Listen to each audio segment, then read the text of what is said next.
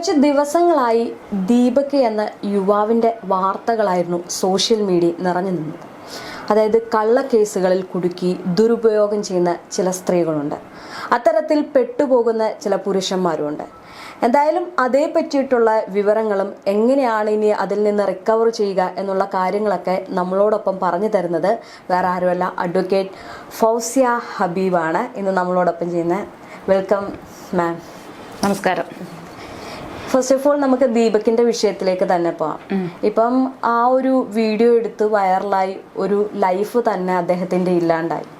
അപ്പം ഇത്തരം ദുരുപയോഗം ചെയ്യുന്ന സ്ത്രീകളുടെ ആ ഒരു കാര്യം വരുമ്പോഴത്തേക്കും എന്തൊക്കെയാണ് ഒരു പുരുഷന്മാർ ചെയ്യേണ്ടത്, അല്ലെങ്കിൽ അവർക്ക് എന്തൊക്കെയാണ് ഒരു സാധ്യത?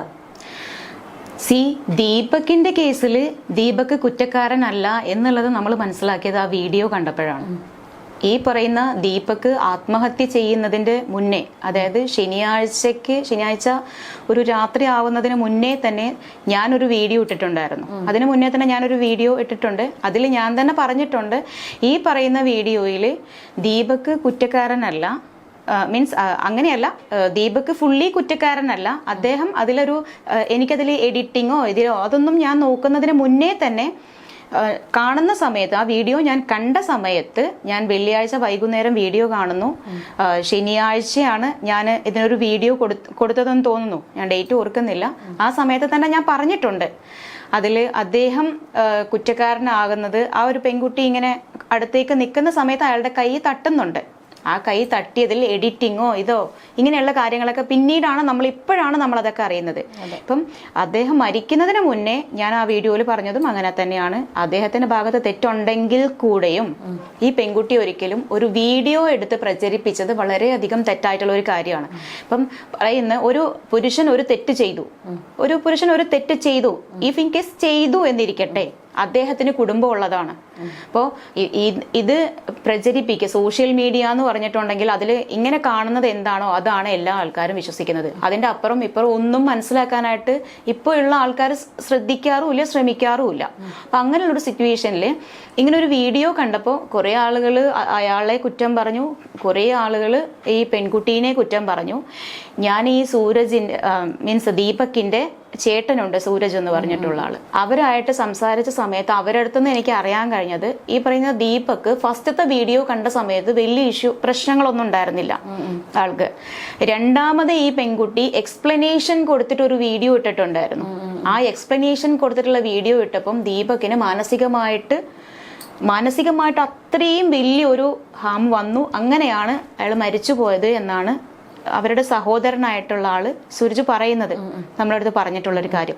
അപ്പൊ ഇങ്ങനെയുള്ള കേസുകൾ വരുമ്പോൾ ഇപ്പൊ ഇതിനർത്ഥം എല്ലാ ആണുങ്ങളും നല്ല ആൾക്കാരാണ്, അല്ലെങ്കിൽ ഇങ്ങനെയുള്ള ഒരു സെക്ഷൽ അബ്യൂസ് നടക്കുമ്പോൾ അതിലെല്ലാം പെണ്ണ് തെറ്റുകാരിയാണ്, ആണ് തെറ്റ് ചെയ്തിട്ടില്ല എന്ന് നമ്മൾ ഒരിക്കലും പറയാൻ പറ്റൂല.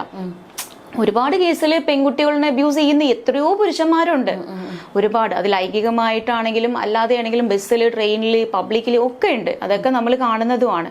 അപ്പൊ ഇങ്ങനെ വരുന്ന ഒരു സാഹചര്യത്തിൽ എപ്പോഴും പെൺകുട്ടികൾ അറ്റ് ദ ടൈം പ്രതികരിക്കാൻ ശ്രദ്ധിക്കുക, അപ്പം ചെറുതായിട്ടാണെങ്കിൽ ഇപ്പൊ ബസ്സിലായിക്കോട്ടെ, ട്രെയിനിലായിക്കോട്ടെ, പെൺകുട്ടികളൊന്ന് പ്രതികരിച്ചാൽ മതി. ജസ്റ്റ് എന്താണോ അല്ലെങ്കിൽ എങ്ങനെയാ, അപ്പൊ തൊട്ടപ്പുറത്തും ഇപ്പുറത്തും ഉള്ള ആളുകളുണ്ടാവും. ഇപ്പൊ ഈ പറയുന്ന നമ്മുടെ ഈ ഒരു കേസിൽ ആ ഒരു ബസ്സിനകത്തുള്ള ഒരാൾ പോലും ഈ ഒരു ഇൻസിഡന്റിനെ കുറിച്ച് അറിഞ്ഞിട്ടില്ല. ഈ പറയുന്ന ക്യാമറ നോക്കിയ സമയത്ത് പോലും അതിലും ഇങ്ങനെയുള്ള ഒന്നും കാണാൻ കഴിയുന്നില്ല. നോർമൽ ആയിട്ടുള്ള ഒരു പാസഞ്ചർ കയറുന്നു, നിൽക്കുന്നു, അവർ വരുന്ന സമയത്ത് നേരെ വന്ന് അവിടെ നിന്നു, പിന്നെ അവർ ഇറങ്ങി പോകുന്ന അങ്ങനെയുള്ള ഒരു ഇത് മാത്രമാണ് ക്യാമിൽ കാണാൻ പറ്റുന്നത്. അപ്പൊ നമ്മൾ എല്ലാവരും കണ്ടിട്ടുള്ള ഒരു ഇതാണ്. പക്ഷെ ആ വീഡിയോസ് തന്നെ ഒരു 6-7 വീഡിയോസ് എടുത്ത് എഡിറ്റ് ചെയ്യപ്പെട്ട ഒരു വീഡിയോ ആണ് എന്ന് പറയുമ്പോൾ ഈ ഒരു കേസിൽ പെൺകുട്ടി കുറ്റം ചെയ്തിട്ടുണ്ട് എന്ന് നമുക്ക് വളരെ വ്യക്തമായിട്ട് പറയാൻ പറ്റും. അതാണ് ഈ കേസിൽ സംഭവിച്ചിട്ടുള്ളത്. ഇപ്പൊ ചില കേസുകളിൽ പ്രായമായിട്ടുള്ള ആൾക്കാരായിക്കോട്ടെ, അല്ലെങ്കിൽ ഇപ്പം 10-30 വയസ്സായിട്ടുള്ള പുരുഷന്മാരൊക്കെ ആണെങ്കിൽ പോലും അവരൊക്കെ തെറ്റ് ചെയ്യുന്നുണ്ട്, അങ്ങനെ ചെയ്തിട്ടുണ്ട്. ഇപ്പൊ ഇതിന്റെ മുന്നേ ഈ ഒരു കേസിന് ആസ്പദം എന്ന് പറഞ്ഞിട്ടുണ്ടെങ്കിൽ ഇതിന്റെ മുന്നേ ഒരു പെൺകുട്ടി മാസ്ക് വെച്ചിട്ട് ഒരു പെൺകുട്ടി ഒരാളെ അപ്സ എന്ന് പറഞ്ഞിട്ടുള്ള ഒരു കുട്ടി ഇങ്ങനെ ഒരു കേസുമായിട്ട് വന്ന സമയത്ത് അന്നും ഞാൻ ഇതേപോലെ ഒരു വീഡിയോ ഇട്ടു.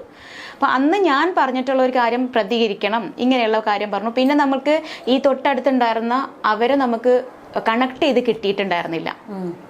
അപ്പുറത്തുള്ളവർ ഇരുന്നിട്ടുണ്ടായിരുന്ന ആ ഒരാളെ അവരുടെ ഫേസ് ബ്ലർ ചെയ്തിട്ടുണ്ടായിരുന്നു. അതുകൊണ്ടായിരിക്കും നമുക്കത് കണക്ട് ചെയ്തിട്ട് നമുക്ക് ആളെ കിട്ടിയേ ഇല്ല. അപ്പം ഫോണൊക്കെ യൂസ് ചെയ്യുന്ന ഒരാളാണെങ്കിൽ മേ ബി കണക്ട് ചെയ്തിട്ട് എങ്ങനെയെങ്കിലും അറിഞ്ഞേനെ. എനിക്ക് തോന്നുന്നു അദ്ദേഹം ഒരു ഫോണൊന്നും യൂസ് ചെയ്യാത്ത ഒരാളായിരിക്കാം. അതുകൊണ്ട് നമുക്കത് കണക്ട് ചെയ്തിട്ട് നമുക്ക് കിട്ടിയില്ല ആ ഒരു കേസിൽ. ദെൻ സെക്കൻഡ് ആയിട്ട് വന്ന ഈ ഒരു കേസ് വന്നപ്പോൾ തന്നെ ഞാൻ അത് ആളാരാണെന്നും ഈ പറയുന്ന പെൺകുട്ടി ആരാണ് എന്നുള്ളതും ഈ പെൺകുട്ടിയുടെ ഡീറ്റെയിൽസും ഈ പറയുന്ന ദീപകിന്റെ ഡീറ്റെയിൽസും ഞാൻ ആദ്യമേ എടുത്തു. ദീപക് മരിക്കുന്നതിന് മുന്നേ തന്നെ എടുത്തതാ. അതിന് മുന്നേ തന്നെ എടുത്തു. ദീപകിന്റെ കൂടെ ജോലി ചെയ്യുന്ന ഒരു പെൺകുട്ടിയുണ്ട്.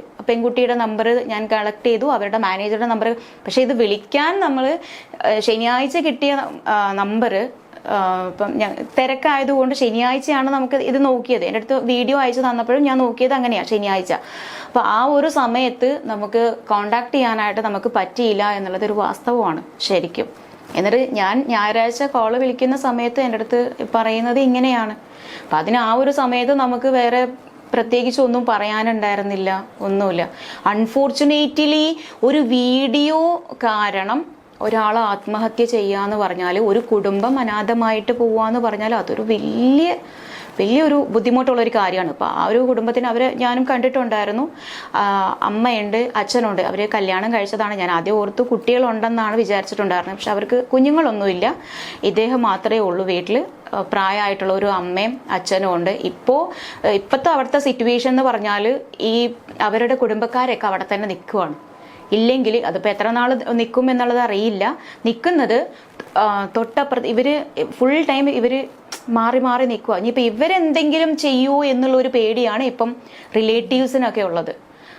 നമുക്ക് അറിയാൻ പറ്റിയൊരു കാര്യം അതാണ്. അപ്പം ഇതിനൊക്കെ കാരണം എന്ന് പറഞ്ഞാൽ നമ്മളൊരു പക്ഷേ പ്രതികരിക്കേണ്ട സമയത്ത് പ്രതികരിച്ചിരുന്നു എങ്കിൽ, അല്ലെങ്കിൽ അങ്ങനെ നമ്മൾ ചെയ്യേണ്ട കാര്യങ്ങൾ നമ്മൾ ആദ്യം ചെയ്യണമായിരുന്നു. അപ്പം അത് ചെയ്യാതെ നമ്മൾ ഒരു റീച്ചിന് വേണ്ടിയിട്ട് അല്ലെങ്കിൽ വേറെ എന്തെങ്കിലും ഒരു ആവശ്യത്തിന് വേണ്ടിയിട്ട് എന്തോ കാര്യത്തിനായിക്കോട്ടെ അങ്ങനെ നമ്മൾ വേറൊരാളുടെ ലൈഫ് വെച്ചിട്ട് നമ്മൾ ഒരിക്കലും കളിക്കാൻ പാടില്ല. അത് പെണ്ണായിക്കോട്ടെ ആണായിക്കോട്ടെ. അതാണ് ഈ ഒരു കാര്യത്തിൽ നമുക്ക് കണ്ടിട്ടുണ്ടെന്നുണ്ടെങ്കിൽ നമുക്ക് പറയാൻ പറ്റുന്നത് അത്രയോ. അപ്പം ഈ പറയുന്നത് പോലെ തന്നെ മറ്റ് ഇപ്പോൾ വിവാഹ ജീവിതം കഴിഞ്ഞ് പല പുരുഷന്മാരും നേരിടുന്ന ഒരു പ്രശ്നമാണ് കള്ളക്കേസുകളിൽ കുടുങ്ങുന്നത്. അപ്പൊ ഇത്തരം കാര്യങ്ങൾ വരുമ്പം, അല്ലെങ്കിൽ ഇപ്പൊ ഈ പറഞ്ഞ ദീപകിന്റെ വിഷയമാണെങ്കിലും പെട്ടെന്ന് അങ്ങനെ കുടുങ്ങിപ്പോകുന്ന ഒരു സാഹചര്യം വരുവാണെങ്കിൽ അവർക്ക് എങ്ങനെ അതിൽ നിന്ന് റിക്കവർ ആവാൻ പറ്റും, അല്ലെങ്കിൽ അവർക്കുള്ള ഒരു നിയമം എങ്ങനെയാണ്? ഇപ്പോൾ ദീപകിന്റെ കേസിൽ ഈ പറയുന്ന ദീപക് മരിക്കുന്ന സമയത്ത് ഒരു ഷോർട്ട് നോട്ട് പോലും ദീപക് എഴുതി വെച്ചിട്ടില്ല. മീൻസ് ഇപ്പം നമ്മൾക്ക് ഇതൊരു ആത്മഹത്യാ പ്രേരണ കൊണ്ട് അതാണ് നമ്മൾക്ക് ഇപ്പം വകുപ്പ് ഇട്ടേക്കുന്നത്. ഇപ്പം FIR കണ്ടിട്ടുണ്ടാകും. അതിൽ 108 എന്ന് പറഞ്ഞാൽ ആത്മഹത്യാ പ്രേരണയാണ്, അബറ്റ്മെന്റ് ഓഫ് സൂയിസൈഡ്. അത് ഒരു ആത്മഹത്യക്ക് പ്രേരിപ്പിച്ചു എന്നുള്ളതാണ്. ഈ ഒരു കേസ് നമ്മൾക്ക് കോടതിയിലേക്ക് എത്തുന്ന സമയത്ത് കോടതി കൺസിഡർ ചെയ്യുന്ന കുറച്ച് കാര്യങ്ങളുണ്ട്. എങ്ങനെയാണ് ആത്മഹത്യയിലേക്ക് എത്തിയത്, അതിന് തെളിവ് എന്താണ് എന്നാണ്. നമ്മൾക്ക് കോടതിയിൽ എപ്പോഴും നമ്മൾ തെളിവുകളാണല്ലോ നോക്കുന്നത്. അങ്ങനെ വരുന്ന സമയത്ത് ഈ ഒരു കാരണം കൊണ്ട് തന്നെയാണ് അദ്ദേഹം മരിച്ചത് എന്നുണ്ടെങ്കിൽ നമുക്ക് ഈ പറയുന്ന എല്ലാ വിറ്റ്നസിന്റെയും സ്റ്റേറ്റ്മെന്റ് ക്രിസ്റ്റൽ ക്ലിയർ ആയിരിക്കണം. നമുക്ക് ഇപ്പോൾ ഒരുപാട് പേരുടെ സ്റ്റേറ്റ്മെന്റ്സ് എടുത്തിട്ടുണ്ട്. ഇതെല്ലാം ക്ലിയർ ആയിട്ട് കോടതിയിലെത്തണം. എങ്കിൽ മാത്രമേ, പിന്നെ ഒരു ഷോർട്ട് നോട്ട് ഇല്ലാത്ത സ്ഥിതിക്ക് ആ സ്റ്റേറ്റ്മെന്റ് എപ്പോഴും ക്ലിയർ ആയിരിക്കണം. എങ്കിൽ മാത്രമേ അത് അവർക്കൊരു ശിക്ഷ മേടിച്ചു കൊടുക്കാനായിട്ടുള്ളത് നമുക്ക് കോടതിയിൽ സാധിക്കുള്ളൂ. ഇങ്ങനെയുള്ള കേസുകളിൽ അങ്ങനെയാണ് നമുക്ക് തെളിവ് എടുക്കാനായിട്ട് അങ്ങനെ പറ്റുന്നുള്ളൂ. ഇപ്പം ട്രിവാൻഡ്രത്ത് ഒരു പെൺകുട്ടിയും ആ പെൺകുട്ടിയുടെ അമ്മയും 2 ദിവസം മുന്നേ കഴിഞ്ഞ ബുധനാഴ്ച എങ്ങാനും മരിച്ചുപോയി. അവർ അതിൽ വ്യക്തമായിട്ട് എഴുതിയിട്ടുണ്ട്, ഇങ്ങനെ ഒരു കാരണം ഞങ്ങൾ മരിച്ചു പോവുകയാണ് എന്ന് പറഞ്ഞിട്ട് അവരുടെ ഒരു സൂയിസൈഡ് നോട്ടുണ്ട്. ഇപ്പം ഒരു സൂയിസൈഡ് നോട്ട് ആണെങ്കിൽ പോലും അത് അദ്ദേഹമാണ് എഴുതിയത് എന്നുള്ളത് നമ്മൾ കോടതിയിൽ ആരാണ് ഈ ബർഡൻ ഓഫ് പ്രൂഫ് എന്ന് പറയുന്നത്? പ്രോസിക്യൂഷൻ തെളിയിക്കണം. ഇപ്പോൾ സ്റ്റേറ്റ് കേസെടുത്തു, പോലീസ് കേസെടുത്തതിന് ശേഷം ഇതിങ്ങനെയായിരുന്നു എന്നുള്ളത് പ്രോസിക്യൂഷൻ കോടതിയിൽ തെളിയിച്ചിരിക്കണം. അത് തെളിയിച്ചിരിക്കുക എന്നുള്ളത് പ്രോസിക്യൂഷന്റെ അവരാണത് ചെയ്യേണ്ടത്. ഇപ്പം അല്ലെങ്കിൽ പിന്നെ വേറൊരു അഡ്വക്കേറ്റ് മീൻസ് വേറൊരു അഡ്വക്കേറ്റിനെ അപ്പോയിന്റ് ചെയ്തിട്ടുണ്ടായിരിക്കണം. ഇത് എപ്പോഴും സ്റ്റേറ്റിന്റെ കടമയല്ലേ, പ്രോസിക്യൂഷൻ എപ്പോഴും തെളിയിച്ചിട്ടുണ്ടായിരിക്കണം. ഈ ഒരു കേസിലാണെങ്കിലും അങ്ങനെ. ഇനി FIR ഇട്ടു, കോടതിയിൽ പരിഗണനയിലാണ്, ഇനി കോടതി തീരുമാനിക്കട്ടെ. ഇന്നിപ്പോ ഈ പറയുന്ന ദീപകിന്റെ കേസിൽ ആ പെൺകുട്ടിയുടെ ജാമ്യം കോടതിയിൽ, കുന്നംകുളം മജിസ്ട്രേറ്റ് കോടതി അങ്ങനെ അവിടെ നടക്കുന്നുണ്ട്. അപ്പം അതിൽ കോടതി കൺസിഡർ ചെയ്യുന്നത് ഇത് 14 ദിവസത്തേക്ക് റിമാൻഡ് ചെയ്തിട്ടുണ്ടായിരുന്നു. മജിസ്ട്രേറ്റ് കോടതിയിൽ ഈ കേസിന് ജാമ്യം കൊടുക്കാനായിട്ട് വളരെയധികം ബുദ്ധിമുട്ടാണ്. കാരണം ഈ പെൺകുട്ടിക്ക് എഗെയിൻസ്റ്റ് ഇട്ടിട്ടുള്ളത് ഒരു സെഷൻസ് ഒഫൻസ് ആണ്. 10 വർഷം വരെ പണിഷ്മെന്റ് കിട്ടാവുന്ന ഒരു ഒഫൻസാണ് ഇട്ടേക്കുന്നത്. അപ്പം അതുകൊണ്ട് തന്നെ കോടതിയിൽ ഇപ്പോൾ നമ്മുടെ അഡ്വക്കേറ്റ് ആണെന്നുണ്ടെങ്കിലും, ഇപ്പം ദീപകിൻ്റെ ഒരു അഡ്വക്കേറ്റ് ഉണ്ട്, വേറൊരു അഡ്വക്കേറ്റ് ഉണ്ട്. അപ്പം അവരവിടെ പറയുന്നത് ഈ ഒരു സമയത്ത് അവരെ വിട്ടിട്ടുണ്ടെങ്കിൽ എവിഡൻസ് എല്ലാം ടാമ്പർ ചെയ്യാം. അതുപോലെ തന്നെ സ്റ്റേറ്റ്മെന്റ് കൊടുക്കാനിരിക്കുന്ന വിറ്റ്നസസ് ഉണ്ടാകും, അതിന് ടാമ്പർ ചെയ്യാൻ പറ്റും, അവരെയൊക്കെ സ്വാധീനിക്കാൻ പറ്റും. അപ്പം അതുകൊണ്ട് തന്നെ ജാമ്യം കൊടുക്കരുത് എന്നായിരിക്കാം പറയുന്നത്. ബാക്കിയല്ല, ഇപ്പൊ കോടതിയിൽ എത്തിയ സ്ഥിതിക്ക് ഇനി കോടതി തീരുമാനിക്കും എന്ത് ഈ കേസിൽ എന്തൊക്കെയാണോ തെളിവുകളുള്ളത്, ആരാണ് കുറ്റക്കാര് എന്നുള്ളതെല്ലാം കോടതി തീരുമാനിക്കും. പിന്നെ ഉള്ളത് ഈ കൺസെൻഷ്യൽ സെക്സ്. നിങ്ങൾ ചോദിച്ചത് ഇപ്പം രാഹുൽ മാങ്കൂട്ടത്തിന്റെ ഒരു കേസിൽ, ഇപ്പം നമ്മൾ ഒരുപാട് രാഹുൽ മാങ്കൂട്ടത്തിന്റെ കേസ് എന്ന് ഞാൻ പറഞ്ഞത് നിങ്ങൾക്ക് പെട്ടെന്ന് അറിയാൻ വേണ്ടിയിട്ട് പറഞ്ഞതാണ്. അതായത് വിവാഹിതയായിട്ടുള്ള ഒരു സ്ത്രീ ഒരു പുരുഷനായിട്ട് ഒരു കമ്മിറ്റ്മെന്റ് റിലേഷൻഷിപ്പ് വെക്കുന്നു. അതൊരു കമ്മിറ്റ്മെന്റ് റിലേഷൻഷിപ്പ് ആവാം, ദെൻ വേറെ ആവാം. അപ്പൊ അങ്ങനെ ഒരു റിലേഷൻഷിപ്പ് വെച്ചിട്ട് നമ്മുടെ ഹോണറബിൾ സുപ്രീം കോടതിയും ഹൈക്കോടതിയും പല തവണ ആവർത്തിച്ച് തന്നെ പറഞ്ഞിട്ടുണ്ട്, കൺസെൻഷ്യൽ റിലേഷൻഷിപ്പിൽ അതൊരു വിത്തൗട്ട് എനി അലിഗേഷൻ ആ ഒരു റിലേഷൻഷിപ്പ് കണ്ടിന്യൂ ചെയ്ത് കൊണ്ടുപോയതിന് ശേഷം ദെൻ ഒരു ലോങ് പീരീഡിന് ശേഷം ഒരു FIR ഇട്ടിട്ടുണ്ടെന്നുണ്ടെങ്കിൽ ഒരിക്കലും അതിനെ നമ്മൾക്ക് ഒരു റേപ്പിന്റെ അണ്ടറിൽ കൊണ്ടുവരാനായിട്ട് സാധിക്കില്ല എന്ന് ഇപ്പം ലേറ്റസ്റ്റ് ആയിട്ട് നമ്മുടെ ഹൈക്കോടതിയിൽ ജസ്റ്റിസ് പ്രദീപ് സാർ തന്നെ പറഞ്ഞിട്ടുള്ള ഒരു ജഡ്ജ്മെന്റ് ഉണ്ട്. ലോങ് പീരീഡിൽ ഒരു റിലേഷൻഷിപ്പ് കൊണ്ടുപോവുകയും ദെൻ ആഫ്റ്റർ അതിനെ ഒരു റേപ്പ് ആണ് എന്ന് പറഞ്ഞിട്ട് കൊണ്ടുവന്നിട്ടുണ്ടെങ്കിൽ ഒരിക്കലും അത് നിലനിൽക്കില്ല. അപ്പൊ ഇങ്ങനെയുള്ള കേസുകളിൽ ഇപ്പം രാഹുൽ മാങ്കൂട്ടത്തിന്റെ കേസ് ആയിക്കോട്ടെ, വേറെ ഏതെങ്കിലും ഒരു അതില് ഇപ്പൊ ഈ രാഹുൽ മാങ്കൂട്ടത്തിന്റെ കേസിലുള്ള ഒരു പ്രത്യേകത എന്ന് പറഞ്ഞാൽ, ഫസ്റ്റ് ഒരു മാരേജ് കഴിഞ്ഞിട്ടുള്ള ഒരു പെൺകുട്ടി വന്നിട്ട് എന്നെ കല്യാണം കഴിക്കാം എന്ന് പറഞ്ഞിട്ട് എന്നെ അബ്യൂസ് ചെയ്തു, അല്ലെങ്കിൽ ഞാനുമായിട്ട് ഒരു സെക്ഷൽ റിലേഷൻഷിപ്പിലായിരുന്നു, പിന്നെ എന്നെ കല്യാണം കഴിക്കില്ല എന്ന് പറഞ്ഞു എന്നുള്ള ഒരു സിറ്റുവേഷൻ വരുമ്പോൾ കോടതി കൺസിഡർ ചെയ്യുന്ന കുറച്ച് കാര്യങ്ങളുണ്ട്. കല്യാണം കഴിഞ്ഞ ഒരു പെൺകുട്ടീനെ വിവാഹ വാഗ്ദാനം എന്ന് പറഞ്ഞിട്ടുള്ള ഒരു ഇത് കൊടുത്തിട്ട് ഒരു 69 ബേസ് ചെയ്തൊരു സെക്ഷൻ ഇടാനായിട്ട് പറ്റില്ല. കല്യാണം കഴിഞ്ഞ ഒരു പെണ്ണിൻ്റെ അടുത്ത് വിവാഹ വാഗ്ദാനം കൊടുക്കാനായിട്ട് പറ്റില്ല. പിന്നെ ആ പെൺകുട്ടി ഡിവോഴ്സ് ചെയ്തിട്ടുള്ള ഒരു പെൺകുട്ടി ആയിരിക്കണം. അപ്പൊ നമ്മൾ കണ്ടത് വെച്ച് നോക്കുമ്പം ഈ രാഹുൽ മാങ്കൂട്ടത്തിന്റെ ഫസ്റ്റ് കേസിൽ തന്നെ അവർ കല്യാണം കഴിഞ്ഞിട്ടുള്ള ഒരു പെൺകുട്ടിയായിരുന്നു. അതിൽ അവർ തന്നെ തെളിവായിട്ട് കൊണ്ടുവന്നു, അവരുടെ ഹസ്ബൻഡ് തന്നെ വേറെ വീഡിയോ ഇട്ടിട്ടുണ്ടായിരുന്നു. അപ്പം എന്റെ ഫാമിലി ലൈഫ് ഡിസ്ട്രോയ് ചെയ്തു എന്നൊക്കെ പറഞ്ഞിട്ട് അവർ തന്നെ വീഡിയോ ഇട്ടിട്ടുണ്ട്. അതിപ്പോ അവരുടെ തെളിവ്, അവർക്ക് വേണ്ട കാര്യങ്ങളെല്ലാം അവർ തന്നെ കോടതിയോട് പറഞ്ഞിട്ടുണ്ട്. എല്ലാതും അതിൽ തന്നെ അവർ കല്യാണം കഴിച്ച സ്ത്രീയാണ്, എല്ലാം പറഞ്ഞിട്ടുണ്ട്. പിന്നെയുള്ളത്, ഒരു കേസ് വന്നിരിക്കുന്ന സമയത്ത് വീണ്ടും സിമിലർ ആയിട്ടുള്ള ഒഫൻസ് തന്നെ വരുമ്പോൾ, സിമിലർ ആയിട്ടുള്ള ഒഫൻസാണ് ഈ രാഹുലിന് വന്നിട്ടുള്ളത്, സെയിം ഒഫൻസുകൾ. ഇങ്ങനെ സിമിലർ ഒഫൻസസ് വരുമ്പം കോടതി കൺസിഡർ ചെയ്യും എന്തുകൊണ്ട് എല്ലാം ഒരേ ബേസ് ചെയ്തിട്ട് കേസ് വന്നു. അത് രാഷ്ട്രീയ പ്രേരിതമാകാം, പേഴ്സണലി ആവാം, ഇനി അതല്ല ഇവരെല്ലാവരും ആയിട്ട് ബന്ധങ്ങളുള്ളവരും ആകാം. നമ്മൾക്കൊരിക്കലും ഇപ്പൊ എന്നെ മാത്രമേ എനിക്ക് പൂർണ്ണമായിട്ട് എനിക്ക് അറിയുള്ളൂ, എനിക്ക് വേറൊരാളെ പൂർണ്ണമായിട്ട് എനിക്ക് അറിയില്ല. നമ്മൾക്ക് ആർക്കും അറിയില്ല നമ്മൾ എന്താ ചെയ്യാന്നുള്ളത് നമുക്കറിയാം, പക്ഷെ നമുക്ക് വേറെ ഒരാളെ നമുക്കറിയില്ല. പക്ഷെ കോടതി കൺസിഡർ ചെയ്യുന്നത് ഒരു വ്യക്തിനെ നോക്കിയിട്ടല്ല. കോടതി എപ്പോഴും കൺസിഡർ ചെയ്യുന്നത് എന്താണോ എവിഡൻസ്, ആ എവിഡൻസ് നമ്മൾ നോക്കിയതിന് ശേഷം മാത്രമേ കോടതിയിൽ വിധി പറയുള്ളൂ. ഇപ്പൊ ഈ ഒരു കേസിൽ പറയുമ്പം കോടതി അതാണ് നോക്കുക, എങ്ങനെയാ ഫസ്റ്റത്തെ കേസിൽ എന്താണ് സംഭവിച്ചത്, രണ്ടാമത്തെ കേസിൽ എങ്ങനെ സംഭവിച്ചു, ഇങ്ങനെയുള്ള കാര്യങ്ങൾ. ഇപ്പൊ കല്യാണം കഴിഞ്ഞ ഒരു പെൺകുട്ടി ഒരാളായിട്ടൊരു റിലേഷൻഷിപ്പ്, ഒരു ലിവിങ് റിലേഷൻഷിപ്പിൽ വരുന്നു, 2, 3, 4 പ്രാവശ്യം അവർ കാണുന്നു, സംസാരിക്കുന്നു. ഇപ്പോ ഈ ഒരു പെൺകുട്ടി തന്നെ അങ്ങോട്ട് വിളിച്ചിട്ട് ആ ഒരു പെൺകുട്ടി തന്നെ അങ്ങോട്ട് സംസാരിച്ചതിന് ശേഷം അത് കഴിഞ്ഞ് ഒരു ലോങ് പീരീഡിന് ശേഷം എന്നെ അവർ ഉപദ്രവിച്ചു, എന്നെ ഒരു സെക്ഷുവലി അവർ റേപ്പ് ചെയ്തു, ആദ്യത്തെ ആ ഒരു സെക്ഷൽ റിലേഷൻഷിപ്പ് റേപ്പ് ആയിരുന്നു എന്ന് ആഫ്റ്റർ 2 ഇയർ അത് പറഞ്ഞിട്ടുണ്ടെങ്കിൽ ഒരിക്കലും ഒരു റേപ്പിന്റെ അണ്ടറിൽ കൊണ്ടുവരാനായിട്ട് പറ്റില്ല. മീൻസ് അത് റേപ്പിന്റെ അണ്ടറിൽ കൊണ്ടുവരാൻ പറ്റില്ല. പിന്നെ അതിൽ സംഭവിക്കാൻ വേറെ കേസുകളുണ്ടാവാം. സാമ്പത്തികമായിട്ട് ചൂഷണം ചെയ്തിട്ടുണ്ടെങ്കിൽ അത് രാഹുലിനെതിരെ കേസ് വരും. അതല്ല ഉപദ്രവിച്ചിട്ടുണ്ടെങ്കിൽ അത് വരും. അല്ലാതെ റേപ്പ് എന്നുള്ള ഒരു കൺസിഡറേഷനിലേക്ക് റേപ്പ് 69 അല്ലെന്നുണ്ടെങ്കിൽ 64(2) ഒന്നും കൊണ്ടുവരാനായിട്ട് പറ്റില്ല. റേപ്പിലേക്ക് കൊണ്ടുവരാനായിട്ട് പറ്റില്ല. അതല്ലാത്തതൊക്കെ കേസിൽ നിലനിൽക്കും.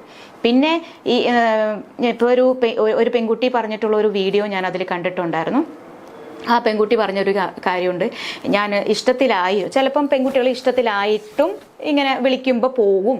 അങ്ങനെ പോകുന്ന സമയത്ത് നമ്മൾ വിചാരിക്കുന്നത് വെറുതെ നമ്മളൊന്ന് പോകുന്നു, സംസാരിക്കുന്നു, ജസ്റ്റ് ഒന്ന് കെട്ടിപ്പിടിക്കുന്നു, ഇങ്ങനെ പറഞ്ഞിട്ടുള്ള ഒരു വീഡിയോ ഞാൻ കണ്ടിട്ടുണ്ടായിരുന്നു. ഒരു പെൺകുട്ടി പറഞ്ഞത് അതിന് വേണ്ടിയിട്ടാണ് ഹോട്ടൽ റൂമിലോട്ട് പോകുന്നത് എന്ന് കരുതി പോയതാണ്. അങ്ങനെ കരുതി പെൺകുട്ടികൾ പോകും എന്ന് പറയുന്നു. ഒരിക്കലും അങ്ങനെ ഒരു നമ്മൾക്കൊരു കോടതിയുടെ മുന്നിൽ അല്ലെന്നുണ്ടെങ്കിൽ ഒരിക്കലും ഒരു പെൺകുട്ടിയും അങ്ങനെ പറയരുത്. ഒരിക്കലും ഒരു പെൺകുട്ടി അങ്ങനെ പറഞ്ഞാൽ അത് നിലനിൽക്കുന്നത് നമുക്ക് കോടതിയിൽ നമുക്കത് നിലനിൽക്കില്ല. ഇപ്പോ 2 പേര് തമ്മിൽ സ്വകാര്യമായിട്ട് ഒരു വീടോ അല്ലെങ്കിൽ ഒരു ഹോട്ടൽ റൂമിലോ ഒക്കെ പോകുന്നത് മറ്റുള്ളവർ കാണാതിരിക്കാൻ വേണ്ടിയിട്ടാണ്. അവിടെ പോയിട്ട് ഞാൻ ആളടുത്ത് വെറുതെ സംസാരിക്കാൻ വേണ്ടിയിട്ട് മാത്രമാണെന്ന് ഒരു പെൺകുട്ടിക്ക് അങ്ങനെ ഒരു ഇന്റൻഷൻ ഉണ്ടായിരുന്നു എന്ന് നമുക്ക് ഒരിക്കലും കോടതിയിൽ പ്രൂവ് ചെയ്യാനായിട്ട് പറ്റില്ല. അതിനുശേഷം ഈ പറയുന്ന വ്യക്തി, ഈ പറയുന്ന പുരുഷൻ ഈ പെൺകുട്ടീനെ റേപ്പ് ചെയ്തു എന്നിരിക്കട്ടെ. ആ റേപ്പ് ചെയ്തു, ആ പെൺകുട്ടിക്ക് അന്ന് വല്ലാത്തൊരു ബുദ്ധിമുട്ടായി എങ്കിൽ വിത്തിൻ ടൈം ആഫ്റ്റർ അത് എപ്പോഴാണോ കംപ്ലീറ്റ് ചെയ്യുന്ന സമയത്ത് ആ സമയത്ത് തന്നെ ആ പെൺകുട്ടി കേസ് ഫയൽ ചെയ്തിട്ടുണ്ടായിരിക്കണം. അതെപ്പോഴാണോ ആ ഒരു ഇൻസിഡന്റ് നടന്നത്, ആ ഒരു ഇൻസിഡന്റിന് ശേഷം അപ്പം തന്നെ ഞാൻ ഇങ്ങനെയല്ല വിചാരിച്ചത്, പക്ഷേ എന്നെ ഇങ്ങനെയാണ്, ഞാൻ പോയത് വേറൊരു കാര്യത്തിനാണ്, പക്ഷെ അവരെന്നെ ഉപദ്രവിച്ചു എന്ന് പറഞ്ഞ് അന്ന് തന്നെ ആ സമയം തന്നെ നമ്മൾക്ക് നിയമവ്യവസ്ഥ, നമ്മൾ ഒരു കോള് വിളിച്ചാൽ അപ്പുറത്ത് പോലീസ് ഓഫീസേഴ്സ് ഉണ്ട്. അത്രയും നിയമം കൈകാര്യം ചെയ്യാനായിട്ട് മുക്കിലും മൂലയിലും നമുക്ക് എല്ലാ കോള് വിളിച്ചാൽ നമുക്ക് എത്താൻ പറ്റുന്ന അത്രയും നല്ലൊരു അതോറിറ്റി നമുക്ക് ഇവിടെ ഉണ്ട്. അങ്ങനെ ഇരിക്കെ ആ സമയത്ത് നമ്മൾ കേസ് ഫയൽ ചെയ്യാതെ ആഫ്റ്റർ 2 ഇയർ അല്ലെങ്കിൽ ആഫ്റ്റർ 1 ഇയർ നമ്മളൊരു ലേറ്റ് ആയിട്ട് ഒരു FIR ഇട്ടിട്ടുണ്ടെങ്കിൽ അതൊരിക്കലും റേപ്പ് ആയിട്ട് കൺസിഡർ ചെയ്യാനായിട്ട് പറ്റില്ല എന്ന് സുപ്രീം കോടതിയും ഹൈക്കോടതികളും തന്നെ നമുക്ക് നിരന്തരം പറഞ്ഞുകൊണ്ടിരിക്കുന്ന ഒരു കാര്യമാണ്. കൺസെൻഷ്യൽ റിലേഷൻഷിപ്പിൽ റേപ്പ് കൊണ്ടുവന്ന കാര്യമില്ല. ഇങ്ങനെ കൊണ്ടുവന്നാൽ മേ ബി ഇങ്ങനെ ഒരാണിന് എഗെയിൻസ്റ്റ് ഒരു കേസ് വന്നു, ആ കേസാണ് ഇപ്പൊ ലേറ്റസ്റ്റ് ആയിട്ട് പ്രദീപ് സർ ആ കേസ് FIR തന്നെ ക്വാഷ് ചെയ്ത് കൊടുത്തു. അയാളുടെ പേരിലുള്ള FIR തന്നെ ക്വാഷ് ചെയ്ത് കൊടുത്തു. അങ്ങനെ ഒരു കേസിൽ ഇടപെട്ടു, അങ്ങനെ ഒരു കേസിൽ ഇൻവോൾവ്ഡ് ആയാൽ അയാൾക്ക് അയാളുടെ ഭാഗം കോടതിയെ തെളിയിക്കാൻ കഴിഞ്ഞാൽ ആ ഒരു FIR തന്നെ ഹൈക്കോടതിയിൽ ക്വാഷ് ചെയ്യാനായിട്ട് സാധിക്കും. അത്രയാണ് ഇങ്ങനെയുള്ള കേസുകളിൽ നമുക്ക് അതേ ചെയ്യാൻ പറ്റുള്ളൂ. അപ്പൊ അവരുടെ ഭാഗം അവർക്ക് കോടതിയിൽ പറയാം, പക്ഷെ അതിന് തെളിവുകൾ വേണം. അത് ആണായിക്കോട്ടെ പെണ്ണായിക്കോട്ടെ, തെളിവുകൾ. ഇപ്പോ നമ്മളൊരു തെറ്റ് ചെയ്തിട്ടില്ല എങ്കിൽ അതെന്തായാലും കോടതിയിൽ പ്രൂവ് ചെയ്യാനായിട്ട് പറ്റും. പിന്നെ പോക്സോ കേസിൽ, ഇപ്പൊ അടുത്ത് വന്ന പോക്സോ കേസിൽ ഈ പറയുന്ന അമ്മയുടെ കയ്യിൽ നിന്ന് കാശ് മേടിച്ചിട്ട് ആ പൈസ തിരിച്ചു കൊടുക്കണം എന്നുള്ള ഒരു സിറ്റുവേഷൻ വന്നപ്പം അയാൾക്കെതിരെ ഒരു പോക്സോ അലിഗേഷൻ കൊടുത്ത് അയാളെ അറസ്റ്റ് ചെയ്യിപ്പിക്കുന്നു. അപ്പൊ അങ്ങനെ സിറ്റുവേഷൻ വന്ന സമയത്ത് അതിലാകെ തെളിഞ്ഞത് ആ പെൺകുട്ടീനെ മെഡിക്കൽ റിക്കോച്ച്, അതായത് മെഡിക്കൽ ആയിട്ടുള്ള എക്സാമിനേഷന് കൊണ്ടുപോകുന്ന സമയത്ത് ഡോക്ടർ പരിശോധിച്ച സമയത്ത് ആ പെൺകുട്ടിക്ക് ഇങ്ങനെ ഒരു റേപ്പ് സംഭവിച്ചിട്ടില്ല. അപ്പം അങ്ങനെ ഒരു റേപ്പ് സംഭവിക്കാത്തൊരു കേസിൽ ഒരു റേപ്പുമായിട്ട് അതിൽ ആ ഒരു ഡോക്ടർ നല്ലൊരു റിപ്പോർട്ട് കൊടുത്തത് കൊണ്ട് അവർ ആ ഒരു കേസിൽ നിന്ന് പോയി. അപ്പോൾ ഇങ്ങനെയുള്ള കള്ളക്കേസുകൾ ഒരുപാടുണ്ട്. അത് ഒരാളടുത്തുള്ള റിവെഞ്ച് തീർക്കാനായിട്ട് അങ്ങനെയൊക്കെയുള്ള സമയത്ത് അത് നമ്മൾക്ക് സമൂഹത്തിൽ ഭയങ്കരമായിട്ടും ബുദ്ധിമുട്ടുണ്ടാക്കുന്ന കാര്യമാണ്. കാരണം ജെനുവിനായിട്ട് റേപ്പ് ചെയ്യപ്പെടുന്ന ഒരുപാട് കേസുകൾ നമ്മുടെ നാട്ടിലുണ്ട്. ജെനുവിനായിട്ട് ചെറിയ കുട്ടികളെ ഉപദ്രവിക്കുന്നുണ്ട്, ജെനുവിനായിട്ട് ഭാര്യനെ ഉപദ്രവിച്ചിട്ട് ഭാര്യ മരിച്ചു പോകുന്ന കേസുകളുണ്ട്. അങ്ങനെ പല പല സ്നേഹമാണെന്ന് പറഞ്ഞിട്ട് പെൺകുട്ടികളെ കൊണ്ടുപോയിട്ട് അബ്യൂസ് ചെയ്യുന്ന കേസുകളുണ്ട്.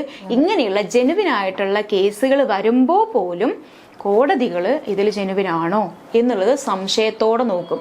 സമൂഹത്തിൽ അങ്ങനെയാണ്. ഈ നേരത്തെ പറഞ്ഞ ഒരു ക്വസ്റ്റ്യനിലേക്ക് വന്നത്, അതായത് ഇപ്പോൾ വിവാഹ ജീവിതം കഴിഞ്ഞ പുരുഷന്മാർ കുറെ ഇങ്ങനെ കുടുങ്ങുന്നു. അപ്പോൾ അവര് ഒരു കള്ളക്കേസിൽ കുടുങ്ങുകയാണെങ്കിൽ ഒരു പുരുഷൻ ആദ്യം ചിലപ്പോൾ അവർ നിരപരാധി ആയിരിക്കാം. അപ്പോൾ അങ്ങനെ നിരപരാധി ആയിട്ടുള്ള ഒരു വ്യക്തി തുടക്കത്തിൽ എന്താണ് ചെയ്യേണ്ടത്, അല്ലെങ്കിൽ അവർ ആരെയാണ് സമീപിക്കേണ്ടത് എന്നുള്ളൊരു. ഇപ്പോൾ ഒരാൾക്കെതിരെ ഒരു കള്ളക്കേസ് വന്നു. ഒരു കള്ളക്കേസ് എന്ന് പറയുമ്പം ഒന്നുകിൽ ഈ പറയുന്ന ഒരു പെണ്ണുമായിട്ട് ഇവർക്ക് എന്തെങ്കിലും ഒരു കണക്ഷൻ ഉണ്ടായിരിക്കും. ജസ്റ്റ് ഫ്രണ്ട്ഷിപ്പ് ആയിരിക്കാം, ഇപ്പൊ പെൺകുട്ടി കല്യാണം കഴിച്ചതായിരിക്കാം, ചിലപ്പം ആ ആണ് കല്യാണം കഴിച്ചതായിരിക്കാം, ഇങ്ങനെ ആയിരിക്കാം. അല്ലെങ്കിൽ ഒരു ജസ്റ്റ് ഒരു ഫ്രണ്ട് ആയിരിക്കും. അതല്ലെങ്കിൽ വേറെ ഏതെങ്കിലും ഒരാൾ കൊണ്ടുപോയിട്ട് ഇവരെ ഇതിൽ ഇൻക്ലൂഡ് ചെയ്യിപ്പിച്ചതായിരിക്കാം. അങ്ങനെ എന്തെങ്കിലും ഒരു ചെറിയൊരു കണക്ഷൻ ഉണ്ടാവും. അപ്പൊ അങ്ങനെ വരുന്ന സമയത്ത് ഇവർക്കെതിരെ ഒരു FIR ഇടും എന്നുള്ള ഒരു അപ്രിഹെൻഷൻ ഉണ്ടെങ്കിൽ പോലും ഇവർ ഒരു അഡ്വക്കേറ്റിനെ കണ്ടിട്ട് ഇവർ അതിന് വേണ്ടത് എന്താണെന്ന് വെച്ചാൽ ചെയ്യണം. അപ്പം അവർക്കെതിരെ ഒരു കംപ്ലൈന്റ് കൊടുക്കും. ഒരു എപ്പോഴും നമ്മൾ ചെയ്യേണ്ട ഒരു കാര്യം എന്താണെന്ന് അറിയാം. അപ്പം നിയമത്തിനെ കുറിച്ചിട്ടുള്ള അവയർനെസ്സിന്റെ ഒരു ഇതാണ്. ഒരു കേസ് വന്നാൽ പോലും ഇവർ അത് കുഴപ്പമൊന്നുമില്ല എന്ന് പറഞ്ഞ് നിൽക്കുന്ന ഇതാണ്. ഇപ്പൊ ഒരു ഫാമിലി മാറ്ററിൽ തന്നെ ഭാര്യ വീട്ടിൽ നിന്ന് ഇറങ്ങിപ്പോയി, അപ്പോഴും ഈ ഭർത്താവ് വേണമെങ്കിൽ വന്നോട്ടെ, അല്ലെങ്കിൽ വന്നില്ലെങ്കിൽ കുഴപ്പമില്ല ഇങ്ങനെ പറഞ്ഞു നിൽക്കുന്നവരും ഉണ്ട്. പിന്നെ വിളിച്ചിട്ട് വരാൻ പറയുന്ന കുറച്ച് ആൾക്കാരുണ്ട്. ചില ആൾക്കാർ അഡ്വക്കേറ്റിനെ കാണുന്ന ആൾക്കാരുണ്ട്, ഈ അഡ്വക്കേറ്റിനൊന്നും കാണാത്ത ആൾക്കാരുണ്ട്. ഇങ്ങനെ വരുന്ന സമയത്ത് ഇവരൊന്നും ചെയ്യാതെ വീട്ടിൽ തന്നെ ഇരിക്കുന്ന പുരുഷന്മാർക്ക് സംഭവിക്കുന്ന കാര്യങ്ങൾ എന്താണെന്ന് അറിയോ? ഈ വീട്ടിൽ നിന്ന് ഇറങ്ങിപ്പോയ പെൺകുട്ടി നേരെ പോകുന്നത് അവരുടെ വീട്ടിലാണ്. അത് കഴിഞ്ഞ് കുറച്ച് ദിവസമൊക്കെ കഴിയുമ്പോൾ അവരുടെ അടുത്ത് ആരെങ്കിലും അവരുടെ അടുത്ത് ഉപദേശം പറഞ്ഞിട്ടുണ്ടാവും, നീ കോടതിയിൽ പോയിട്ടുണ്ടെന്നുണ്ടെങ്കിൽ നിനക്ക് ഒരു തെളിവും ആവശ്യമില്ല, അവരുടെ വീടും എല്ലാം അറ്റാച്ച് ചെയ്യാം, നിന്റെ കയ്യിൽ നിന്ന് സ്വർണം മേടിച്ചിട്ടുണ്ട്, ഇതൊക്കെ പറഞ്ഞിട്ടുണ്ടെങ്കിൽ നിനക്ക് ഇത് അറ്റാച്ച് ചെയ്തെടുക്കാൻ പറ്റും, അവരുടെ കയ്യിൽ നിന്ന് നല്ലൊരു കോമ്പൻസേഷനും മേടിച്ചെടുക്കാം. അങ്ങനെ പറഞ്ഞിട്ട് അവർക്കെതിരെ കേസ് കൊടുക്കും. ഇത് കോടതിയിൽ നിന്ന് ഒരു നോട്ടീസ് പോകുന്ന സമൻസ് പോകുന്ന സമയത്താണ് ഇങ്ങനെ ഒരു കേസ് കൊടുത്തിട്ടുണ്ട്, അല്ലെങ്കിൽ നോട്ടീസ് പോകുന്ന സമയത്തായിരിക്കാം ഈ പറയുന്ന ഭർത്താവ് ഈ കാര്യം അറിയുന്നത്. അതുവരെ ഭർത്താവ് അറിയുന്നുണ്ടാവില്ല. ഇപ്പൊ ഭർത്താവിന്റെ വീടായിരിക്കും, അല്ലെങ്കിൽ ഭർത്താവിന്റെ അമ്മയുടെ വീടായിരിക്കും. അപ്പൊ അത് പോലും അറ്റാച്ച് ചെയ്തതിന് ശേഷം മാത്രമേ ഈ ഭർത്താവിനെ അറിയുള്ളൂ. ഇൻ കേസ് ഭർത്താവ് ഇപ്പോൾ ആദ്യമേ അറിയാണ്, ഭാര്യ പോയി, അപ്പൊ തന്നെ ഭർത്താവ് ഒരു എൻ്റെ അടുത്ത് ഒരുപാട് പിന്നെ പുരുഷന്മാരങ്ങനെ ചോദിച്ചിട്ടുണ്ട്, ഞാൻ അതേപോലെ കാര്യങ്ങൾ ചെയ്ത് കൊടുത്തിട്ടുമുണ്ട്. ചില ആൾക്കാർ ഭാര്യ പോയി, ഇനിയിപ്പോൾ അതിൽ എന്താ ചെയ്യേണ്ടത്, ഞാൻ അവിടെ പോയി വിളിക്കണോ അതോ എന്താ ചെയ്യേണ്ടത്? അപ്പം നമ്മൾ അപ്പം തന്നെ ഒന്നുകിൽ ഭാര്യ ഇങ്ങോട്ട് വരാൻ വേണ്ടിയിട്ട് നമ്മൾ കോടതിയിൽ ഒരു പെറ്റീഷൻ ഫയൽ ചെയ്യും. അതിൻ്റെ കൂടെ തന്നെ നമ്മൾ ചെയ്യുന്ന ഒരു കാര്യമാണ്, അതായത് സ്വർണ്ണം എന്തെങ്കിലും നമ്മൾ വാങ്ങിയിട്ടുണ്ടോ ഇല്ലയോ, ഇത് ഒരു ബേസ്. ചിലപ്പം വാങ്ങിയിട്ടുണ്ടാവാം, ചിലപ്പോൾ വാങ്ങിയിട്ടില്ല, അങ്ങനെ പലതും ഉണ്ടാവും. ഇപ്പം ഒന്നും മേടിച്ചിട്ടില്ലെങ്കിലും മേടിച്ചിട്ടുണ്ടെന്ന് പറഞ്ഞിട്ട് വീടും എല്ലാം അറ്റാച്ച് ചെയ്യുന്ന കാലമാണിതിപ്പോൾ.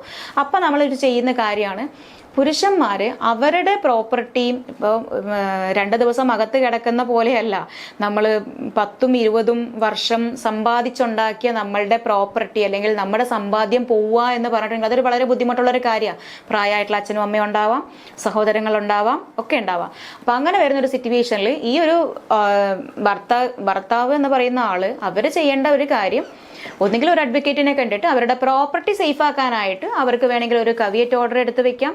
അതായത് ഭാര്യ നമ്മളെ കേൾക്കാതെ നമ്മളുടെ പ്രോപ്പർട്ടി ഒന്നും അവർ അറ്റാച്ച് ചെയ്ത് കോടതി അറ്റാച്ച് ചെയ്ത് വെക്കരുത് എന്ന് പറഞ്ഞിട്ട് നമുക്കൊരു കവിയറ്റ് ഓർഡർ എടുക്കാം. ഇപ്പോൾ ഭർത്താക്കന്മാര് എല്ലാ ഭാര്യമാർക്കും എതിരെ ഇങ്ങനെ ചെയ്യണമെന്നോ അല്ലെങ്കിൽ ഒന്ന് തെറ്റിപ്പിരിഞ്ഞു പോകുന്ന സമയത്ത് ഇങ്ങനെ ചെയ്യണമെന്നോ അല്ല. പക്ഷേ ഈ 498A പോലെയുള്ള ഒരുപാട് കേസുകൾ നമുക്ക് ഇന്നത്തെ കാലത്ത് നമുക്ക് വരുന്നുണ്ട്. അതിൻ്റെ കൂടെ തന്നെ ഈ പറയുന്ന പുരുഷന്മാർക്കെതിരെ ഇല്ലാത്ത സ്വർണത്തിന്റെ കേസ് വരുന്നുണ്ട്. പിന്നെ ഇതൊക്കെ പറയുന്നതിന്റെ കൂടെ തന്നെ ഒരു കുട്ടിയുണ്ടെങ്കിൽ ആ ഒരു കുട്ടീനെ വെച്ചിട്ടാണ് വില പേശുന്നത്. ഇതിലെല്ലാം പുരുഷന്മാര് നല്ലതാണ് എന്നുള്ള ഒരു അഭിപ്രായവും നമുക്കില്ല കേട്ടോ.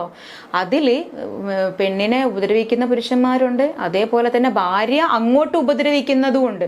അപ്പം ഭാര്യയും ഭർത്താവും കൂടെ നിന്നിട്ട് ഭാര്യയും കാമുകനും കൂടെ നിന്നിട്ട് ഈ ഭർത്താവിനെ ഉപദ്രവിക്കുന്ന കേസും ഉണ്ട്. ഇങ്ങനെയുള്ള കേസുകളൊക്കെ വരുമ്പം എപ്പോഴും നമ്മൾ ലീഗലി നമ്മൾക്ക് അതിന് അറിയില്ല എന്നുണ്ടെങ്കിൽ ഒരു അഡ്വക്കേറ്റിനെ കാണുക.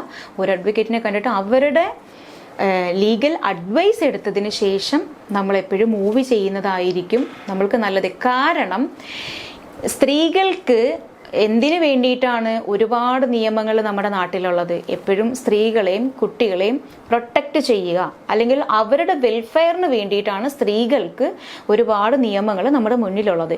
പക്ഷേ ആ നിയമത്തെ തന്നെ ചില സ്ത്രീകൾ മിസ്യൂസ് ചെയ്യുന്നത് കൊണ്ട് ഇതിൽ യഥാർത്ഥത്തിൽ നിൽക്കുന്ന സ്ത്രീകൾക്ക് ചില സമയത്ത് നീതി കിട്ടാതെ വരുന്നുണ്ട്. നമുക്കിടയിൽ തന്നെ നീതി കിട്ടാതെ വരുന്നുണ്ട്.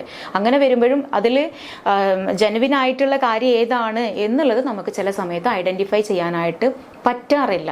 അതാണ് സത്യം. ഇപ്പം സ്ത്രീകൾക്ക് മാം പറഞ്ഞതുപോലെ തന്നെ ഒരുപാട് നിയമങ്ങളുണ്ട്, സുരക്ഷയുണ്ട്. ഇപ്പൊ രാഹുൽ ഈശ്വർ ഇതിനു മുമ്പ് പറഞ്ഞിട്ടുണ്ടായിരുന്നു ഒരു പുരുഷ കമ്മീഷൻ വേണം എന്നുള്ളത്. ഇപ്പൊ ദീപകിന്റെ ഈ ഒരു ആത്മഹത്യ നടന്നതിന് ശേഷം അത്യാവശ്യമായി മാറിയിരിക്കുന്ന ഒരു സംഭവമാണ്. അപ്പൊ മാമിന് എങ്ങനെയാണ് തോന്നുന്നത്, ഒരു പുരുഷ കമ്മീഷൻ എന്ന് പറയുന്നത് കേരളത്തിൽ ഈ ഒരു സമയത്ത് അത്യാവശ്യമാണോ?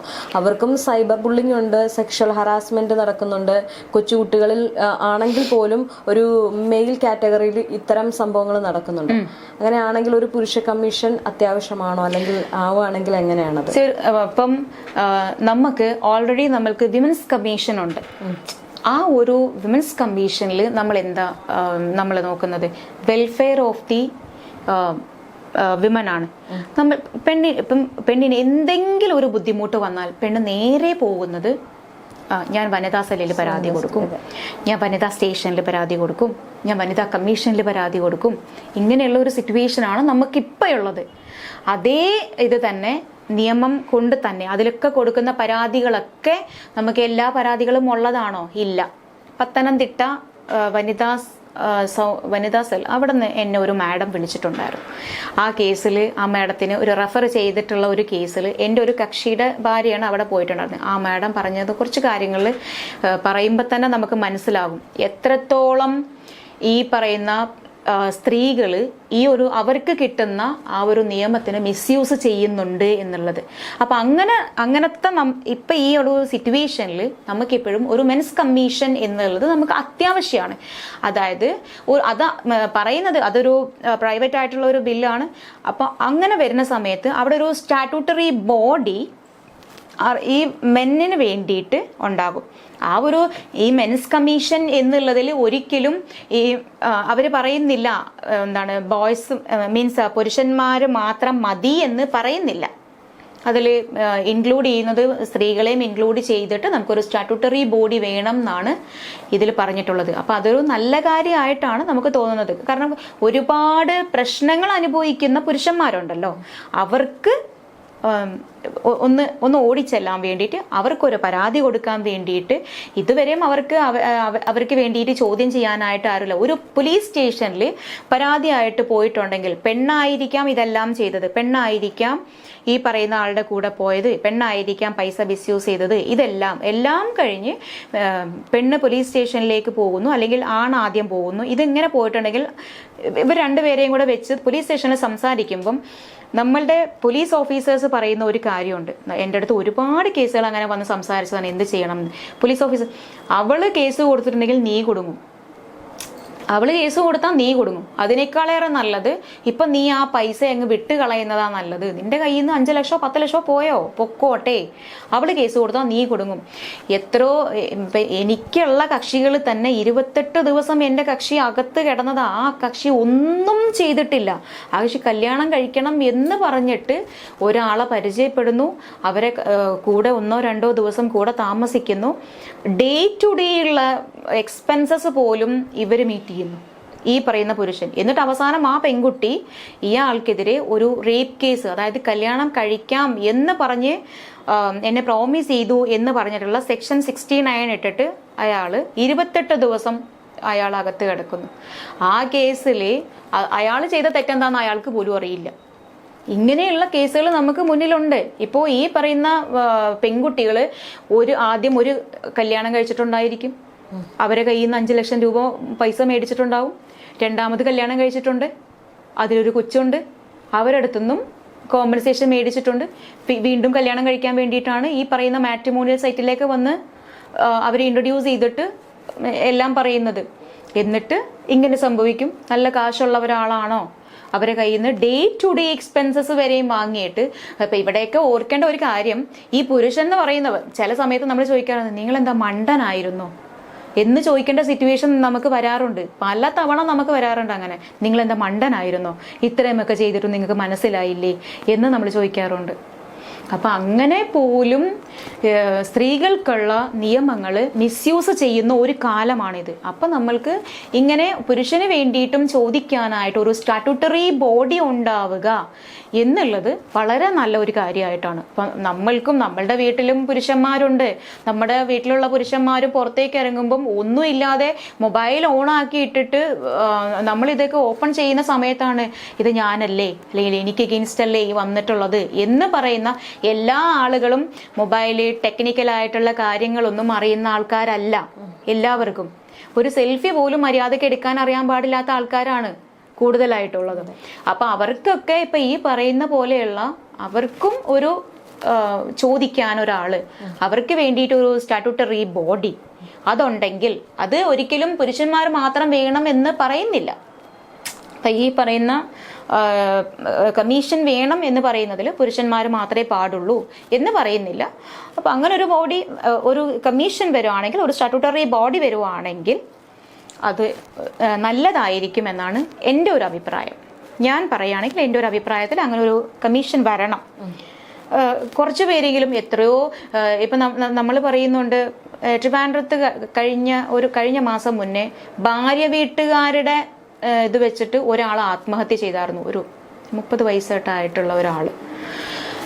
എന്തിന് ആത്മഹത്യ ചെയ്തു എന്നുള്ളത് വീട്ടുകാർക്ക് പോലും അറിയില്ല.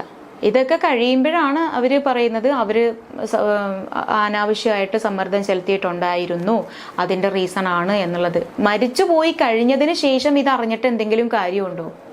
ഇല്ല. അപ്പൊ ഇങ്ങനെ ഒരു സിറ്റുവേഷൻ വരുന്ന സമയത്ത് അവർക്ക് പറയാനായിട്ടുള്ള ഒരു ഇതുണ്ടെങ്കിൽ അത് അവര് പറയട്ടെ. അതിൽ ശരിയും തെറ്റും കണ്ടുപിടിക്കാനുള്ളത് അവരാദ്യം പറയേണ്ടത് അവിടെ. ഇപ്പൊ ഈ പറയുന്ന എല്ലാ ആൾക്കാർക്കും ഒരു എത്രയും പെട്ടെന്ന് കോടതിയിലോട്ട് വരാനോ അല്ലെങ്കിൽ ഓടിച്ചെന്ന് ഒരു പോലീസ് സ്റ്റേഷനിലേക്ക് പറയാനോ പറ്റില്ല.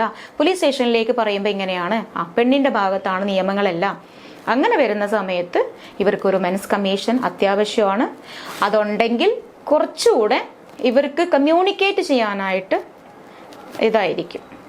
അങ്ങനെ ഒരു സ്റ്റാറ്റ്യൂട്ടറി ബോഡി ഉണ്ടെങ്കിൽ, മീൻസ് ഇപ്പം അതില്ലാത്തത് കൊണ്ട് അതിൻ്റെ ആബ്സെൻസിൽ ഒരുപാട് പ്രശ്നങ്ങൾ ഉണ്ടെന്നാണ് എനിക്ക് തോന്നുന്നത്. ഓക്കെ മാം, ഈ ലാസ്റ്റത്തെ ഒരു ക്വസ്റ്റ്യൻ രാഹുൽ മാങ്കൂട്ടത്തിലേക്ക് തന്നെ ഒന്നും കൂടി പോവാം. അതായത് രാഹുൽ മാങ്കൂട്ടത്തിന്റെ വിഷയം നമ്മൾ നേരത്തെ പറഞ്ഞിരുന്നു. ഇപ്പം ആ കേസിൽ ഒരുപാട് തെറ്റുകൾ കാണാം, അല്ലെങ്കിൽ ചിലപ്പോൾ കുടുക്കിയതാവാം. ഇനിയിപ്പം ഒരു മോചനം കാണുമോ, അല്ലെങ്കിൽ ആ ഒരു ജാമ്യം കിട്ടുമോ? എങ്ങനെയായിരിക്കും രാഹുലിന്റെ ആ ഒരു ഇനി തിരിച്ച് പുറത്തേക്ക് ഇറങ്ങി ആ ഒരു രാഷ്ട്രീയത്തിലേക്ക് പോകാൻ കഴിയുന്ന രീതിയിലുള്ളൊരു നീതി ലഭിക്കുമോ? ഇപ്പം രാഹുൽ മാങ്കൂട്ടത്തിന്റെ കേസിൽ ഞാൻ നേരത്തെ പറഞ്ഞു, അത് ഒരിക്കലും റേപ്പായിട്ട് കൺസിഡർ ചെയ്യുന്നില്ല. ആ ഒരു കേസിൽ റേപ്പായിട്ട് കൺസിഡർ ചെയ്യില്ല. പിന്നെയുള്ളത് അവർ പറഞ്ഞിട്ടുള്ള സാമ്പത്തികമായിട്ടുള്ള കുറച്ച് ചൂഷണങ്ങളുണ്ട്. സാമ്പത്തികമായിട്ട് അവരെ ചൂഷണം ചെയ്തു എന്നുള്ളതും അവരെ ഉപദ്രവിച്ചു എന്നുള്ളതും ഇങ്ങനെയുള്ള വേറെ ഒരുപാട് കാര്യങ്ങൾ അതിനകത്തുണ്ട്. പിന്നെയുള്ളത് ഒരാൾക്ക് പ്രഗ്നന്റ് ആവുന്നത്, ഒരാൾ മാത്രം വിചാരിച്ചിട്ടല്ല പ്രഗ്നന്റ് ആവുന്നത്, ആ ഒരു പ്രഗ്നന്റ് ആയതും ഒരു ഹസ്ബൻഡ് ഉണ്ടായിരിക്കെ പ്രഗ്നന്റ് ആവുന്നതും വേറെ ഒരു റേപ്പിലൂടെ പ്രഗ്നന്റ് ആവുന്നതും ഇങ്ങനെയുള്ള കാര്യങ്ങളൊക്കെ ഒരുപാട് വ്യത്യാസമുണ്ട്. റേപ്പ് എന്നതും കൺസെൻഷ്യൽ സെക്സ് എന്നുള്ളതും രണ്ട് ഇതാണ്. അതിനിടയിൽ വലിയൊരു ഗ്യാപ്പുണ്ട്. അപ്പൊ ഈ രണ്ട് കാര്യങ്ങളും കോടതിയിൽ തെളിയിക്കണം എന്നുണ്ടെങ്കിൽ, റേപ്പാണ് എന്ന് തെളിയിക്കണം എന്നുണ്ടെങ്കിൽ പ്രോസിക്യൂഷൻ അതിനുള്ള തെളിവ് കോടതിയിൽ ഹാജരാക്കണം. ഇപ്പൊ ഈ പറയുന്ന രാഹുൽ മാങ്കൂട്ടത്തിന്റെ കേസിൽ രാഹുലിന് തെളിയിക്കാൻ കഴിയണം ഇതൊരു കൺസെൻഷ്യൽ റിലേഷൻഷിപ്പ് ആയിരുന്നു എന്നുള്ളത് തെളിയിക്കണം. ദെൻ ഓൾസോ ഈ പറയുന്ന ഇൻസിഡന്റ്, ആ ഒരു ഇൻസിഡന്റ് കഴിഞ്ഞിട്ടും ഇവർ തമ്മിൽ വളരെ നല്ല രീതിയിലാണ് നടന്നിട്ടുണ്ടായിരുന്നത് എന്നുള്ളതും തെളിയിക്കാൻ കഴിഞ്ഞിട്ടുണ്ടെങ്കിൽ ഓഫ് കോഴ്സ് അവർക്ക് ഈ ഒരു കേസിൽ നിന്നും അവർക്ക് തന്നെ വിഡ്രോവൽ ആവാം. അതല്ലാതെ ഇത് റേപ്പാണ് എന്ന് വരുത്തി തീർക്കണമെങ്കിൽ ഏത് സമയമാണോ, ഇപ്പം 2024 നടന്നിട്ടുള്ള ഒരു ഇൻസിഡന്റ് ആണെങ്കിൽ ആ 2024 കേസ് ഒരു റേപ്പ് നടന്നാൽ നമ്മൾക്കൊരു ബുദ്ധിമുട്ട് വന്നാൽ ഒരിക്കലും നമ്മൾ വർഷങ്ങളോളം കാത്തിരിക്കില്ല. പിന്നെ ഈ കൺസെന്റ് എന്ന് പറയുന്ന ഒരു സംഭവം, കൺസെന്റോട് കൂടിയിട്ട് സെക്സ്, എന്താണ് ഈ കൺസെന്റ് എന്ന് പറയുന്നത്? ഇപ്പൊ കൺസെന്റ് എന്ന് പറയുമ്പോൾ നമ്മൾ ഒരു കാര്യം നമ്മളടുത്ത് ചോദിക്കുമ്പം യെസ് ഓക്കെ ഞാൻ ഓക്കെ ആണ് എന്ന് നമ്മൾ എക്സ്പ്രസ്ലി നമ്മളത് പറയുന്ന ഒരു കാര്യം നമുക്ക് കൺസെന്റ് ആയിട്ട് കൊണ്ടുവരാം. ദെൻ വേറെ ഒരു കാര്യമുള്ളത്, ഇംപ്ലൈഡ്ലി നമ്മൾക്ക് കൺസെന്റ് കൊടുക്കാം. അതായത് ഇപ്പം എൻ്റെ അടുത്ത് ചോദിക്കുന്ന സമയത്ത് ഞാൻ ഒന്നും പറയുന്നില്ല, ആണെന്നും പറയുന്നില്ല, അല്ല എന്നും പറയുന്നില്ല. അപ്പം അല്ല എന്ന് പറയുമ്പം ഇപ്പം വേണ്ട, നോ എന്ന് പറയുന്ന സംഭവം നോയാണ്. ആ നോ പറയുന്നില്ല എന്നുണ്ടെങ്കിൽ അത് ഇംപ്ലൈഡ്ലി കൺസെന്റ് ആയിട്ട് നമുക്ക് കൺസിഡർ ചെയ്യാം കോടതിയിൽ. ഇപ്പം നോ പറയുന്നില്ല, അതൊരു സമ്മതം, മിണ്ടാതിരിക്കുവാണ് എന്നുണ്ടെങ്കിൽ അതിന് നമുക്കൊരു ഇംപ്ലൈഡ്ലി സമ്മതമായിട്ടും നമുക്ക് ഇന്റർപ്രറ്റ് ചെയ്യാൻ പറ്റുന്ന ഒരു കാര്യമാണ്. ഇപ്പോൾ ഒരാളെ റേപ്പ് ചെയ്യുന്ന അല്ലെങ്കിൽ അവരിഷ്ടത്തോടെ നടന്നിട്ടുള്ള ഒരു റിലേഷൻഷിപ്പിൽ അത് റേപ്പാണ് അല്ലെങ്കിൽ എന്നെ അങ്ങനെ ചെയ്യരുത് എന്ന് അവർ പറഞ്ഞിട്ടും ചെയ്തിട്ടുണ്ട് എങ്കിൽ ഈ പറയുന്ന രാഹുൽ മാങ്കൂട്ടത്തിനെതിരെ അതിനൊരു റേപ്പായിട്ട് നമുക്ക് കൺസിഡർ ചെയ്യാം. അപ്പം ഈ ഒരു കേസിലൊന്നും അങ്ങനെയുള്ള ഒരു കാര്യമില്ല ഉള്ളതായിട്ട് നമുക്ക് ഒരു സ്റ്റേറ്റ്മെന്റിലും നമുക്ക് കാണാൻ പറ്റുന്നില്ല. അവരുടെ കൺസെന്റ് ഇല്ലാതെ അവർ പറയുന്ന കല്യാണം കഴിക്കാമെന്ന് പറയുന്ന ഒരു ഇത് പറയുന്നുണ്ട്. ആ സമയത്ത് നല്ല പോലെ ആയിരുന്നു, അത് കഴിഞ്ഞിട്ട് 1.5 വർഷം 2 വർഷം കഴിയുമ്പോഴാണ് എനിക്കത് റേപ്പായിട്ട് തോന്നിയത്. അത് പറഞ്ഞിട്ട് ഒരിക്കലും കോടതിയിൽ റേപ്പിന്റെ ഡെഫിനിഷൻ നമുക്കതിൽ പറയാൻ പറ്റില്ല, ഒരിക്കലും അത് പറ്റില്ല. പിന്നെ രാഹുൽ ഇതിൽ തെറ്റുകാരനാണോ ഇല്ലയോ എന്നുള്ളത് കോടതി തീരുമാനിക്കും. വിത്ത് എവിഡൻസ് കോടതിയിൽ തെളിയിക്കട്ടെ. ഈ പറയുന്ന പെൺകുട്ടീനെ അങ്ങനെയൊക്കെ ചെയ്തിട്ടുണ്ട് എന്നുള്ളത് പ്രോസിക്യൂഷനും തെളിയിക്കട്ടെ. പ്രോസിക്യൂഷനും എന്തൊക്കെ തെളിവുകളാണോ ഉള്ളത് അത് തെളിയിക്കട്ടെ. അങ്ങനെയാണെങ്കിൽ കോടതി തീരുമാനിക്കും. പിന്നെ ഇങ്ങനെയുള്ള ഒരു കേസിൽ പെട്ടു എന്ന് വിചാരിച്ചു, ഒരു കള്ളക്കേസിൽ പെട്ടു എന്ന് വിചാരിച്ചിട്ട് ആരും, ഒരു പെൺകുട്ടി ആയിക്കോട്ടെ ആൺകുട്ടി ആയിക്കോട്ടെ, ആരും ആത്മഹത്യ ചെയ്യേണ്ട ഒരു കാര്യമല്ല. നമ്മുടെ നിയമവ്യവസ്ഥയിൽ നമുക്ക് ഒരാളുടെ പേരിൽ ഒരു FIR ഇട്ടു എന്ന് വിചാരിച്ച അയാൾ തെറ്റുകാരനല്ല. ഇപ്പോൾ ഒരു റേപ്പ് കേസുകളൊക്കെ എങ്ങനെയാ വരുന്നത്? ഒരു പെൺകുട്ടി കരഞ്ഞുകൊണ്ട് വന്നിട്ട് എന്നെ ഇങ്ങനെയൊക്കെ ചെയ്തു എന്ന് ഒരു പെൺകുട്ടി വന്ന് പറയും. ഒരു പക്ഷേ ആ പെൺകുട്ടീനെ പറഞ്ഞ് പഠിപ്പിച്ചിട്ടായിരിക്കാം പെൺകുട്ടി ഇവിടെ വന്ന് പോലീസ് സ്റ്റേഷനിൽ വന്ന് പറയുന്നത്. അമ്മ ഇങ്ങനെയൊക്കെ പറഞ്ഞ് പഠിപ്പിച്ചിട്ടുണ്ടാവും. ചോര വരെ ഡ്യൂപ്ലിക്കേറ്റ് ബ്ലഡ് ആക്കിയിട്ട് കൊണ്ടുവന്നിട്ടുള്ള കേസുകളുണ്ട്. ഡ്യൂപ്ലിക്കേറ്റ് ബ്ലഡ് ഡ്രസ്സിലൊക്കെ വെച്ചിട്ട് അതുവരെയും കൊണ്ടുവന്നിട്ട് എന്നെ റേപ്പ് ചെയ്തു എന്ന് പറയുന്നത്. പക്ഷെ ആ പെൺകുട്ടീനെ എക്സാമിൻ ചെയ്യുന്ന സമയത്ത് അങ്ങനെ ഒരു റേപ്പേ ഇല്ല, ആ പെൺകുട്ടി വെർജിൻ ആയിരിക്കും. അപ്പം അങ്ങനെയുള്ള കേസുകൾ വരെ നമ്മുടെ നാട്ടിൽ ഉണ്ടായിരിക്കുമ്പോൾ വളരെ ഇതായിട്ട് നമ്മൾ അറിഞ്ഞിരിക്കേണ്ട ഒരു കാര്യം, നമ്മളെപ്പോഴും അവെയർ ആയിരിക്കുക.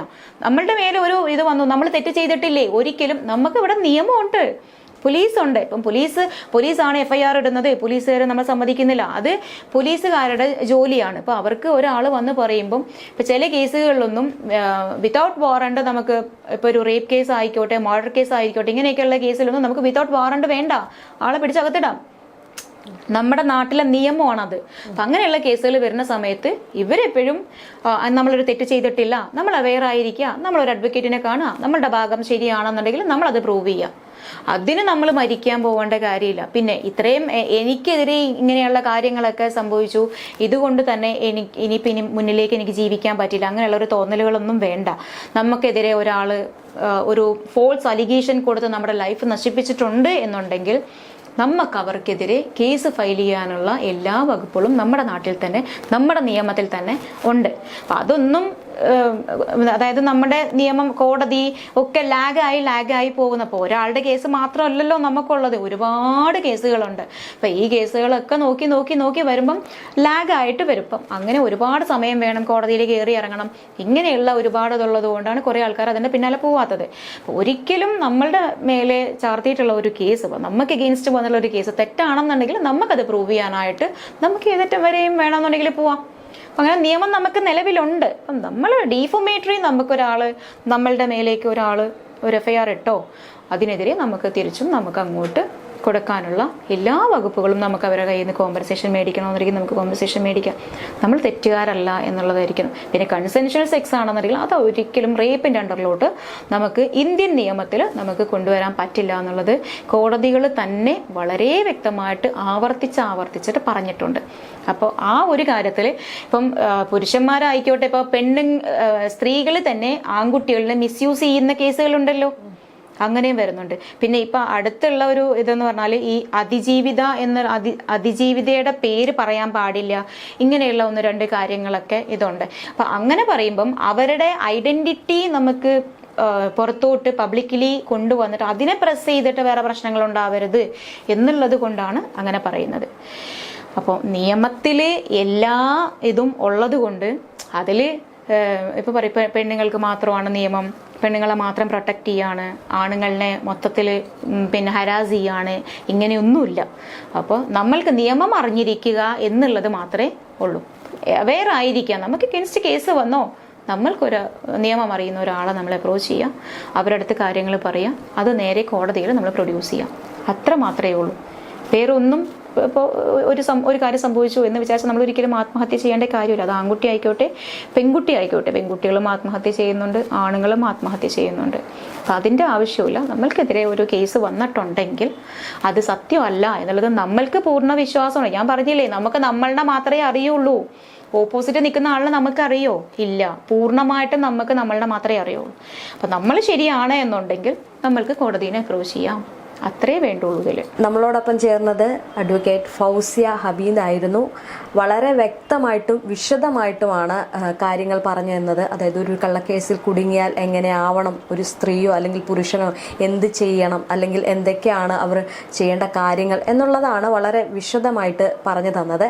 എന്തായാലും ദി ജേർണലിസ്റ്റിനോടൊപ്പം അഡ്വക്കേറ്റ് ഫൗസിയ ഹബീദ് ചേർന്നതിൽ വളരെ സന്തോഷം. താങ്ക് യു മാം, നല്ലൊരു ഇൻ്റർവ്യൂ ഞങ്ങൾക്ക് തന്നത്.